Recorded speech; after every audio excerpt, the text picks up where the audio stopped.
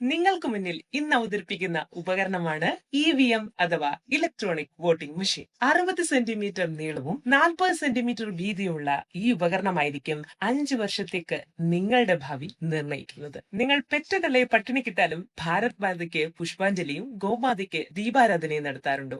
നിങ്ങളൊരു കുലസ്ത്രീയോ കുലപുരുഷനോ സനാതന ധർമ്മിയോ ആണോ? നിങ്ങളൊരു പുസ്തക വിരോധി, പ്രേമവിരോധി, അന്യമതസ്ഥരെ കാണുമ്പോൾ ക്രിമികടി ഇവയെല്ലാം ഉള്ളവരാണോ? നിങ്ങൾക്കുള്ളതാണ് ഇതിലെ ആദ്യത്തെ ബട്ടൺ താമര. ഇതിലമർത്താം.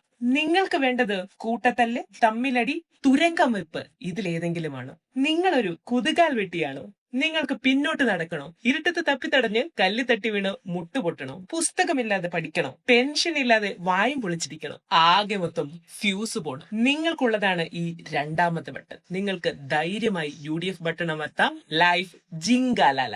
മൂന്നാമത്തെ ബട്ടൺ വലിയ ഫാൻസി ഒന്നുമല്ല. നിങ്ങൾക്ക് വല്ല കരുതലോ, ക്ഷേമമോ, തുല്യതയോ, വികസനമോ അങ്ങനെ എന്തെങ്കിലും ഒക്കെ വേണമെന്നുള്ള ഒരു ശരാശരി മലയാളിയാണെങ്കിൽ ഈ മൂന്നാമത്തെ LDF ബട്ടൺ അമർത്ത. എക്സൈറ്റ്മെന്റ് ഒന്നും ഇല്ല.